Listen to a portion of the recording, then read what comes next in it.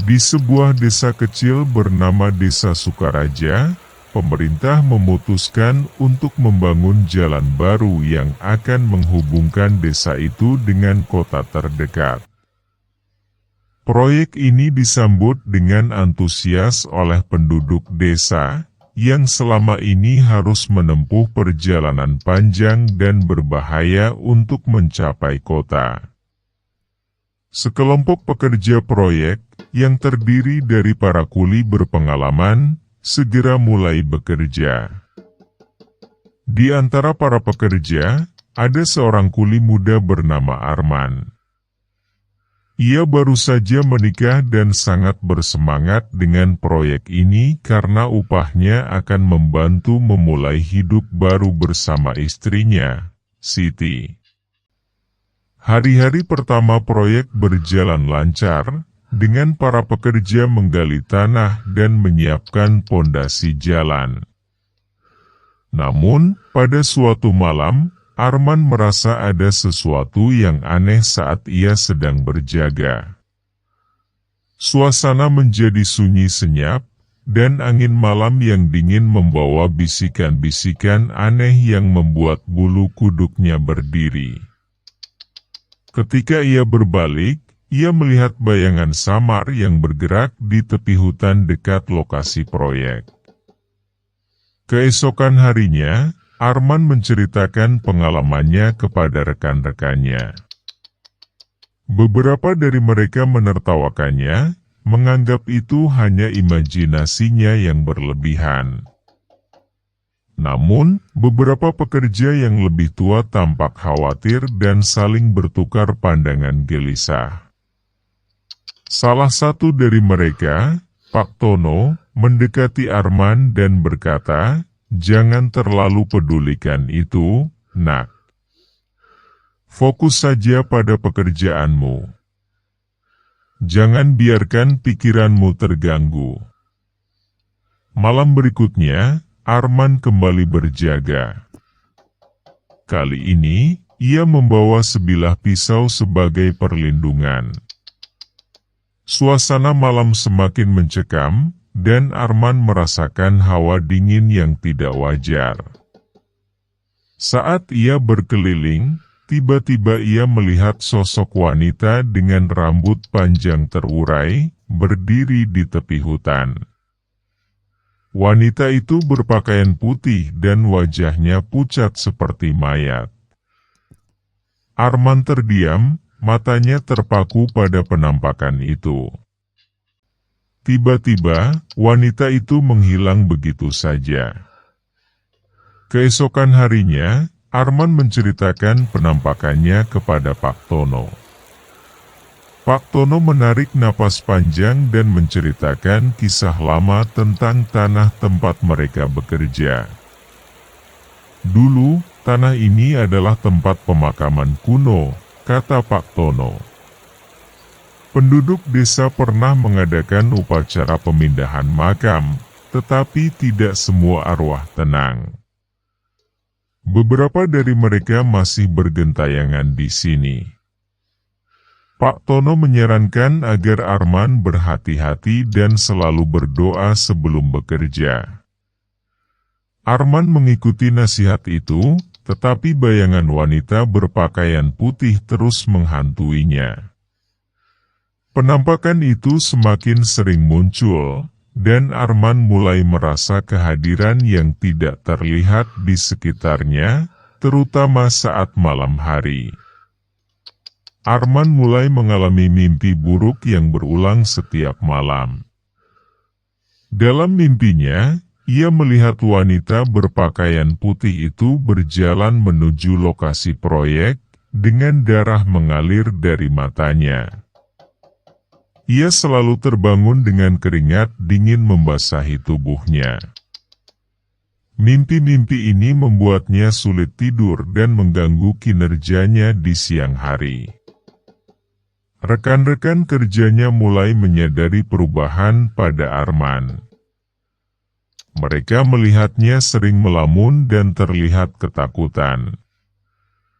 Beberapa dari mereka mulai percaya bahwa ada sesuatu yang tidak beres di lokasi proyek itu. Namun, pekerjaan harus tetap berjalan, dan mereka tidak punya pilihan selain terus bekerja. Suatu malam, seorang kuli bernama Joko yang sedang berjaga tiba-tiba ditemukan tewas di dekat lokasi proyek. Tubuhnya ditemukan dengan tanda-tanda kekerasan dan wajahnya menunjukkan ekspresi ketakutan yang luar biasa. Kematiannya mengejutkan semua pekerja dan menimbulkan ketakutan di antara mereka. Polisi setempat melakukan penyelidikan, tetapi tidak menemukan petunjuk yang jelas tentang apa yang sebenarnya terjadi. Mereka menduga Joko diserang oleh binatang buas, tetapi tidak ada tanda-tanda gigitan atau cakaran di tubuhnya. Kasus ini tetap menjadi misteri. Arman semakin tertekan oleh penampakan yang terus mengganggunya. Ia merasa bersalah atas kematian Joko, meskipun tidak ada yang menyalahkannya. Ia mulai mencari cara untuk berkomunikasi dengan arwah yang menghantuinya. Ia mengunjungi seorang dukun di desa, yang memberitahu bahwa arwah tersebut mungkin membutuhkan sesuatu untuk tenang. Dukun itu memberikan Arman beberapa benda ritual dan mengajarinya cara untuk melakukan upacara pemanggilan arwah. Arman, dengan penuh ketakutan, mengikuti instruksi dukun itu dan melakukan upacara di malam hari. Ia berharap dapat berkomunikasi dengan arwah wanita itu dan mengetahui apa yang sebenarnya diinginkannya. Dalam upacara tersebut, arwah wanita itu muncul dan mengungkapkan bahwa ia adalah korban dari kekejaman di masa lalu. Ia dan keluarganya dibantai oleh sekelompok penjahat yang mencoba menguasai tanah itu. Arwahnya tidak tenang karena tidak ada yang memberikan penghormatan yang layak untuknya dan keluarganya. Arman berjanji untuk membangun sebuah tugu peringatan untuk menghormati arwah wanita itu dan keluarganya. Ia juga meminta maaf atas gangguan yang telah dilakukan oleh proyek tersebut. Arwah wanita itu tampak menerima permintaan maaf Arman dan menghilang dengan tenang. Arman dan para pekerja lainnya membangun tugu peringatan di lokasi proyek. Mereka mengadakan upacara penghormatan untuk arwah wanita itu dan keluarganya. Setelah upacara tersebut, penampakan dan gangguan-gangguan misterius di lokasi proyek mulai berkurang. Proyek jalan pun dapat dilanjutkan tanpa hambatan.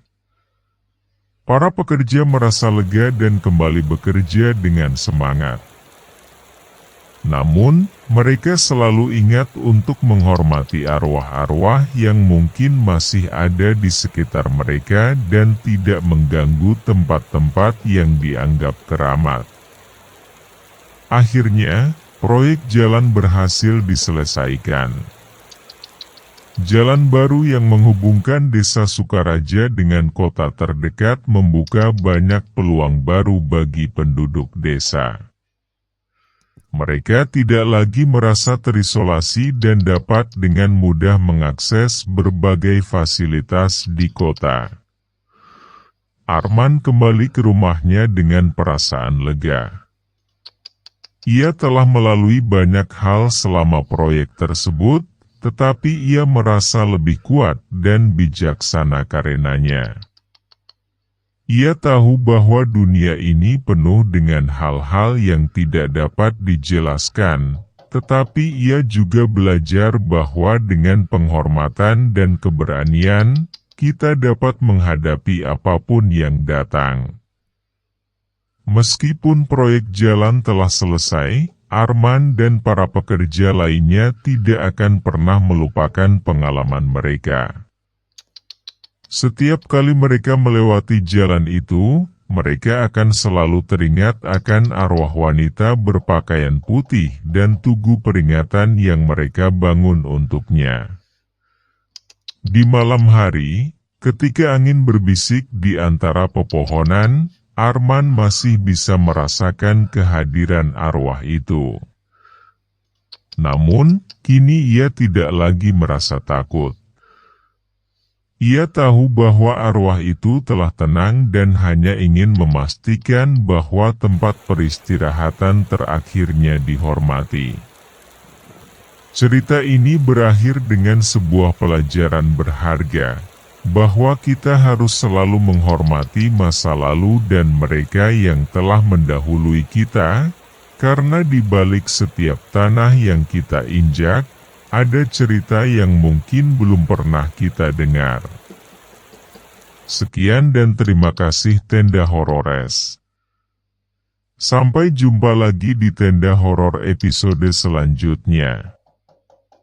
Jangan lupa like, comment, dan subscribe channel Bang Cepar 7.